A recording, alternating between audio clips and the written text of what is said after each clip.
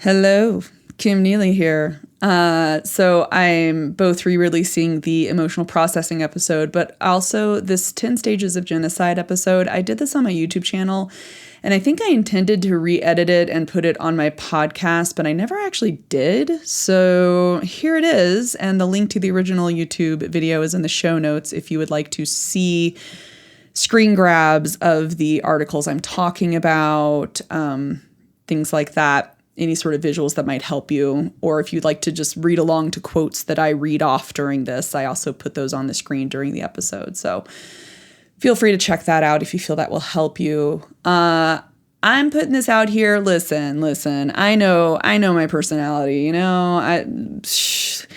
a 45-year-old late diagnosed neurodivergent, who's also queer, life has taught me, listen, I have the personality of effectively cilantro, okay? Like, this is my cilantro theory of my own particular brand of human, all right?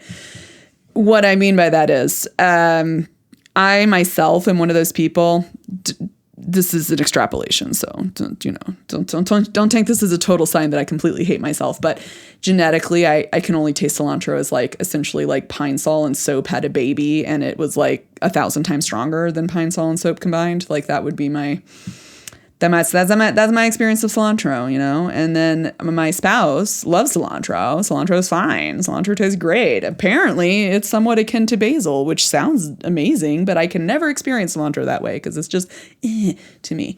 So I think that's the thing with like neurodivergence, especially, right? Especially us, like those of us who, the thoughts in our head tend to come out of our mouth holes, like without a whole lot of, inhibition behind that, you know what I mean? We can pretty easily rub people the wrong way. We can kind of be human cilantro to that person, you know what I mean?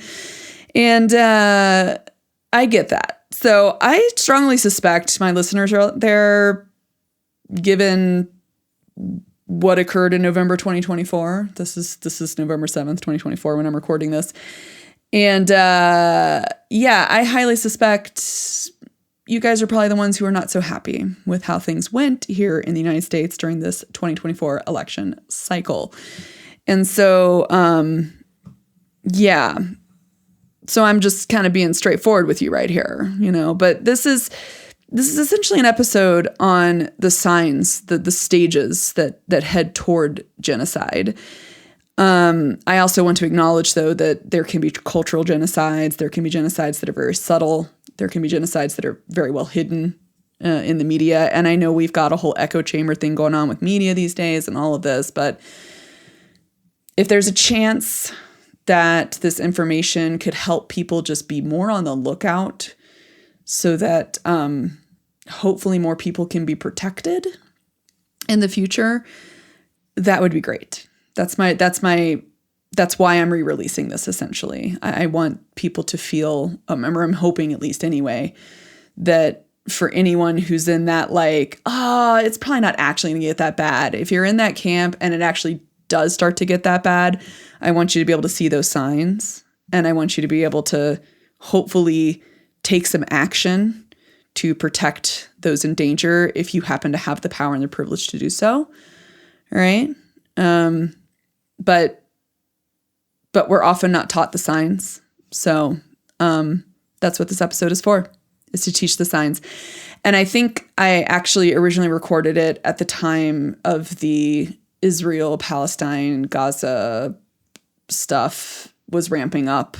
And it was really tough to listen to. But the fact still stands that the rhetoric around genocide honestly never has left humanity. It's always been around across the globe in pretty much every civilization, or at least every civilization that like got to the feudal stage of things. They seem to lean on this kind of hierarchical stuff that leads to dehumanization and all that, right? And all this rhetoric is ongoing and constant. It's just how much momentum it gains and how much power it gains and how complacent people are with it, that I think is really what makes the difference of whether or not genocide is actually realized.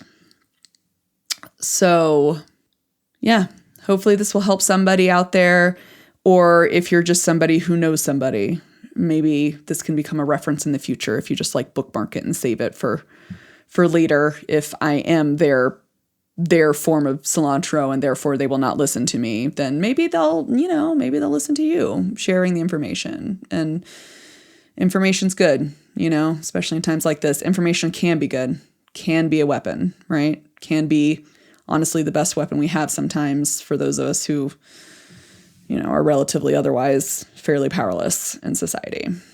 All right. Anyway, I don't want to say I hope you enjoy, because it's a pretty dark topic, but take breaks as needed. Do what you need to do. Take some breaths.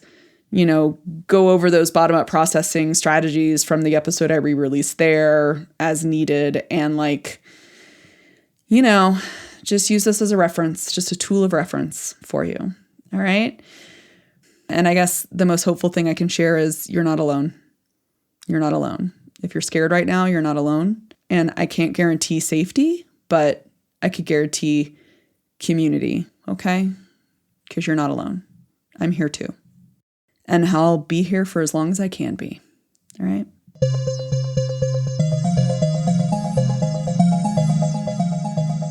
Hello. I'm Kim Neely, the Trauma-Informed SLP, and I have been wanting to film this video / produce this podcast episode for a while. But in light of the news these days, I think it's a very pertinent topic that I definitely need to get to. So this is a content warning. We're going to be talking about the 10 stages of genocide. And I want to do this in light of what's currently happening, especially in Gaza. But there also are other areas of the world where different stages of genocide is occurring. And for those of you out there who are speech-language pathologists, as most of the people who follow me are, you might be thinking, well, what does this have to do with us? And the truth is we're human, we live in the world, and we also we work with clients and students and patients who are dealing with all of this world news as well. So I think it's really good and very important for us to understand the studies that have been done to help see what these stages are. Something we can maybe teach students perhaps if they have questions about why things are happening. And honestly, nobody really wants to face the worst that humanity can do. It's always very uncomfortable to face that, but it's very important to face it. First things first, though, the news is very traumatic. You can definitely develop secondary trauma responses from watching the news. It's super traumatic on so many fronts right now, at least for me. I can only take so much of it in a day. And I just want to say that if you're like me and you are having these overwhelming feelings of helplessness or hopelessness around it, if it is just really emotionally dysregulating or challenging or just generally incredibly upsetting, and if you're like me and your empathy leads you to seeing flashes of images in your head of trying to imagine what things might be like when there's massive violence being incited against a group of people, I want you to know it's okay to take a break. It's okay to only be able to listen to it like 5 minutes a day, maybe less. That's okay. All right. And I also want to let you know that in preparing for this video, I did find that there is a disaster distress helpline through SAMHSA. And I'll post a link, but they do offer counseling service specifically for natural disasters, but also human-made disasters and violence and mass violence. And it says on their webpage that the counseling services they provide are crisis counseling if you're in extreme emotional and mental distress over the news, the information on how to recognize your own distress, referrals to local crisis centers and things for follow-up support if you need it. And they also will provide you with healthy coping tips just to help you digest all of that. So I just want to let you know, if anything I'm saying here gets so upsetting, I haven't called this distress helpline before. I'm doing pretty good using my own strategies from my previous experiences with mental health support and counseling. But if I ever need it, I will call. And if you are in that place, this might be a very great place to call, see how it goes, and hopefully get some tips, techniques, referrals, resources to help. Because I am strongly of the belief our human brains are really not made to try to digest the vast amount of really atrocious things going on globally. Our brains never really had access to global news like this, for millennia. It's been fairly recent in the whole history of humanity. It's been fairly recent that we've had this kind of access, and it can get incredibly overwhelming and very distressing. So there is a helpline, hopefully, that will be a good resource if you're like me and this is just incredibly distressing. So let's talk about genocide. As the quote at the bottom of this poster says that you're seeing on the screen here, genocide never just happens. There is always a set of circumstances which occur or which are created to build the climate in which genocide can take place. And that's why I want to talk about the 10 stages of genocide that were developed by Gregory Stanton, who was a research professor in the area. He originally had an 8-stage model and then updated it to 10 stages to discuss how genocides take place and how they continue to happen. Even though so many people want to think the human race has somehow evolved beyond it, and history shows us time and time again, we have not, that these things continue to occur. So first, I feel like I should be a good academic. I should probably define genocide. I think everybody has some sense of what it means, but I'm pulling this from an article. I'll show you the title here. That's called The 10 Stages of American Indian Genocide by Chavez Cameron and Fun, I believe. Fun? Hopefully I pronounced that correctly. I'm so sorry if I didn't. But it was published in 2018.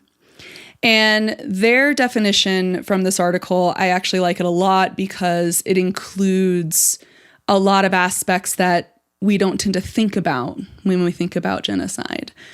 So they say in this article, and I quote, "Genocide means any of the following acts committed with intent to destroy, in whole or in part, a national, ethnical, racial, or religious group, such as killing members of the group, causing serious bodily or mental harm to members of the group, deliberately inflicting on the group the conditions of life calculated to bring about its physical destruction in whole or part." So basically oppressing, very deliberately oppressing. Imposing measures intended to prevent births within the group. Hello, eugenics program. Forcibly transferring children to another group. Hello to the residential school systems that were enacted in Canada and the United States. So these are all different aspects of genocide. And to be clear, academically speaking, genocide can occur over a very long period of time. And it also can occur over a very short period of time, such as with the Holocaust or what's currently happening in Gaza, but also Cambodia, Pol Pot. So the first 2 stages in Stanton's 10 stages of genocide. The first is classification, where cultures develop categories that distinguish people into kind of an us versus them. And then there's symbolization, which is giving names or symbols to those classifications. A lot of times those first 2, when you see the stages written out, they talk about those first 2 in reference to how it feeds into the discrimination and oppression and things that come in other stages. But I do like in that 10 Stages of American Genocide paper how they discuss these first 2 stages as actually just being universally human qualities, classification and symbolization. Like unto themselves, they don't really result in genocide. But they're both necessary to start the other stages toward genocide. Does that make sense? So when you take classification and symbolization and you couple them with discrimination and dehumanization, that you're on your way toward some type of genocide occurring. It makes sense to me because Okay, I'm going to do a little info dump here, but this is like my own personal thing. I got really into this archaeology TV show from the BBC called Time Team. They're great. It's on YouTube. I encourage you if you like it. So because of getting into this show, I always try to think back to like Neolithic times. Okay, I think back to like tribal Neolithic. You're chilling out in your little like circular hut, Neolithic house thing, which is a common thing in the British Isles because I got way too into Time Team, like I said. Okay. But, you know, it makes sense that there would be some level of classification or symbolization toward, like, if you see this other group, this other tribe approaching your land. And it's like you have to determine, are these friends or foes? Are they here to trade? Are they here to steal? Right? It kind of makes sense when you think way back in human history that we do naturally want to classify. I mean, we even probably wanted to classify like plants and animals into like dangerous animals that'll kill us versus like animals that are good for meat or for their hide to keep warm, or plants that are very dangerous versus plants that help us to survive. It makes sense that our brains want to classify and kind of create a symbol to help us remember that classification, right? The danger is when we take those symbols, those classifications, and we add on to it this hierarchical, they're different, therefore they're less than, therefore they're worse than us, therefore we're much better, right? They're uncivilized, they're savages versus we're great and wonderful, okay? That's where it starts to get very dangerous, okay? So when we get into stage 3, and these are not linear stages, by the way, Stanton said many times, they are not linear, but the preceding stages do need to happen for later stages to occur. But especially in the context of when genocide is occurring, they can all be kind of meshed together. And especially like the news cycle can move a lot between all these different stages. So discrimination is when the dominant or more powerful group uses laws and customs and things to deny the rights of other people. There's dehumanization, where members become equated with animals or vermin or insects or some sort of disease or something, right?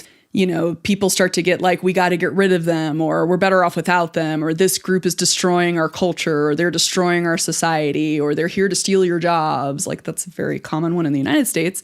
And what is really dangerous about dehumanization is that it breaks down people's barriers against their kind of the natural revulsion against inciting violence against fellow humans.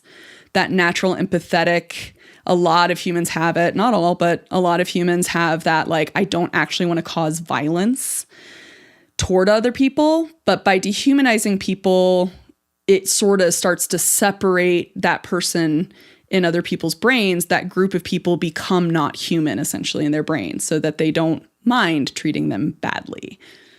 You know, it's like it protects them ethically. It's like, if you start to really believe in the dehumanization of a whole group of people, you can still feel like you're a good person, even though you actually have this opinion that you are better and or more human than these other people, right? So dehumanization in my mind is one of probably the most dangerous and also the most insidious, because it just sinks into everything, which I believe I talked about when I got into dehumanization in science. So you can listen to my podcast episode on that if you want to hear a little more of what I say about that.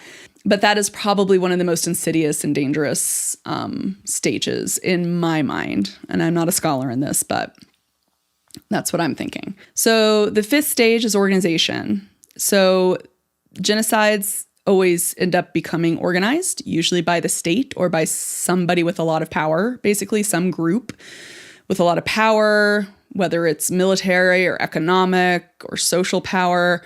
They provide this deniability in terms of their own responsibility, but they start to organize things against the targeted group for the genocide, okay?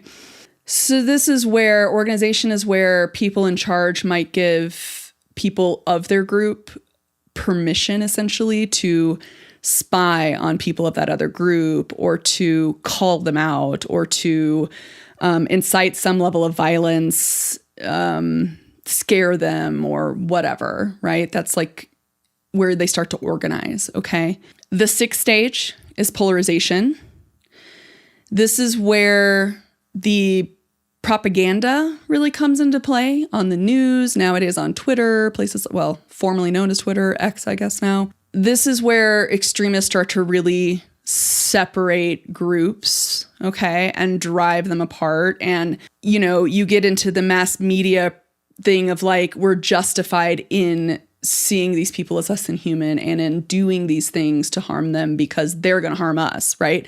It becomes that like polarized, like we have to defend ourselves against this evil or whatever it is, this threat, okay? That's like the polarization narrative that starts to sort of sink in and lots of propaganda starts to build around that. And the motivations for targeting them starts to get indoctrinated essentially in people. So the 7th stage is preparation. This is when the group, the dominant group, or whoever is the group leader, starts to plan what they're going to do to the targeted group. Oftentimes, they'll start to use euphemisms, like in the case of the Nazis, it was called the final solution, right? They started saying the final solution for Jewish people in concentration camps. They also might use other euphemisms like ethnic cleansing. It's a really big one that comes out a lot. Purification of our culture, right? Counterterrorism, that comes out a lot too, right? It's the euphemisms are usually built around that, like we're protecting ourselves against something worse, right? But that's preparing people. They start to create these like euphemisms, and then they start to sort of create a plan around, you know, if you're part of this group and you're on board with this plan of ours, this is the next step, right? We start to prep that. Okay. Number 8 is persecution. This is where victims start to be identified and separated out. Concentration camps, internment camps of the Japanese Americans in World War II, and also, quite frankly, in more recent news as well, when immigrant children, particularly from Mexico and other Central and South American countries, were being separated from their families forcibly. That's part of the persecution part of removing people and setting that group in a separate place, essentially, not allowing them to be around everybody else. In state-sponsored genocide, they have lists that start to be drawn up. They start to keep track of who's in these groups and where they should be. They might start to force them to wear something that identifies them, like the Star of David in concentration camps during World War II, during the Holocaust. And they also just might be placed in places where they're forced to be so impoverished and starved and have famines and lack of water, lack of resources for survival. That can happen there as well. So that also counts with like the Middle Ages in a lot of European cities. Jewish people were put in ghettos in the sense of they just created blocks where it's like the buildings either created a wall or it was actually walled off, and it was like part of separating Jewish people, and would usually do their best to keep them persecuted there, essentially, right? The 9th stage is extermination, and it is what it sounds like. This is usually what's called the genocide, is when they start to kill people en masse, right? And this is also when not just the deaths, but horrendous atrocities and torture occur. And this is because the killers and the perpetrators don't believe their targets to be fully human. Usually psychologically, they've been convinced that what they're doing is right and good, typically, thanks to all those other previous stages. If they've really bought into the propaganda and they truly believe it, that's when they will essentially unleash whatever horrific thing they want to do to these targets, essentially.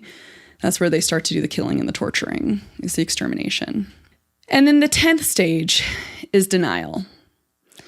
And this stage is incredibly important and always occurs at some point in history, but it follows the genocide. It usually lasts throughout the genocide. Usually there's deniability. I would say nowadays, actually less so. I know in the United States, there are politicians who are saying this like denial or like secret parts out loud. Like they're not even denying that that's what they want to do, which is very disturbing to me that it's become this normal thing to just say that sort of stuff. But typically at some point, when the winds have changed and when history is now looking at that genocide and vilifying it and saying, oh my gosh, that's horrible and how atrocious, and start to kind of honestly dehumanize the people who did the killing, it's usually happens around there. There's that deniability of, we didn't know what was happening. This is where the group that perpetrated all the deaths try to get rid of the bodies. They try to get rid of evidence of it happening. They start to intimidate witnesses that want to speak up against it. They might blame it on the victims of the genocide and say that they deserved it. And if they just had been better and been more human, then it wouldn't have happened. That can happen as well with the deniability. And denial is the stage that occurs that allows for more genocides to occur. And like I said, a lot of denial, I think, comes from us, in general, in the general population, those of us who are completely separated from these situations. Like if we're not of those groups being targeted and we're not, there for the violence, if we're somewhere else in the globe, denial is such an easy thing to go to in the sense of maybe not denying it's happening, but denying that we all have the potential to be just as horrific and horrible toward our fellow man as anyone else. We just as easily succumb to dehumanizing messages, right? And it's really tempting, right? It's really tempting to dehumanize people when you look at their behavior and you think that is so abhorrent and we can't, there's no way I would do that. I would never be that person, right? It's so easy and so tempting to do that. So let me test you a little bit on this. This is a little dehumanization quiz, okay? I'm going to say some names and I want you to think about what your thoughts are about those names that I say. Ready? Here we go. The Zodiac Killer, Jeffrey Dahmer, Charles Manson, Ted Bundy. What pops into your head when I say those, if you know who they are? For those who don't know, those are lists. There's just a handful of incredibly prolific serial killers in the United States. So what comes to mind? A lot of times, evil, demonic, non-human, evil particularly, that usually comes across, right? So what about if I say Adolf Hitler or Pol Pot, if you know about the Cambodian genocide that the US government was very complicit in as well. Inhuman might pop into mind, right? Once again, evil. So the thing about that little test is, the reason I wanted to say that is because, see, as much as we like to say to ourselves, these serial killers aren't human, and these genocidal leaders are not human, they were human. That's the point, okay? They are just as much a human as you or I, or as any of the greatest saints in history, any greatest Good Samaritan, any of the most kind and compassionate and empathetic people out there. They're just as human as those serial killers I mentioned, as the genocidists. Because humanity is that complex. We have that broad of a spectrum of the type of humans that exist in this world. So humans are capable of just absolute overflowing good and compassion and caring. And humans are equally as capable of just inexplainably atrocious, abhorrent acts toward each other. And one of the things about becoming trauma-informed, and one of the things particularly trauma-sensitive, and cultural humility and social awareness and decolonization and all of this aspect of it, because if it's not racially just, it's not trauma-informed. If we don't get to a place where we can look at what humanity is capable of, and we can stare it in the face and we can manage to not flinch, if we can manage to just look at it, even if it's only for a minute, right? And say, yes, humans are capable of this. And yes, I am part of the human race that is capable of this. But then saying, I will not take part in it. I will not be that person. And then you have to be so dedicated to choosing that over and over again throughout life and throughout different news cycles, you have to choose empathy and compassion. That has to be an active choice you make. You have to choose to think what happened to the people on both sides that led to this atrocity, and not to justify it, but to be able to understand it enough that you can learn how not to be part of it. Does that make sense? Because I think that's what being truly trauma-informed really means. And so I'm actually going to wrap this up with a quote from James Baldwin, because quite frankly, he said it far better than I could ever say it. Love has never been a popular movement, and no one's ever wanted really to be free. The world is held together, really, it is held together by the love and the passion of a very few people. Otherwise, of course, you can despair.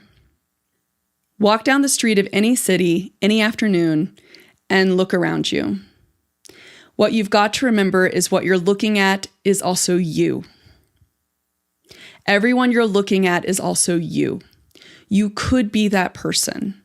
You could be that monster. You could be that cop.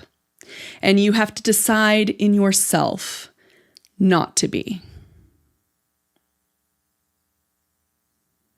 So that's what I charge you all with. Just decide not to be. Decide on compassion and empathy. And you have to make it a habit. Over time, it becomes a habit to see the world through that light. And the more people can do that, the less of a chance we have of these kind of atrocities occurring again and again and again.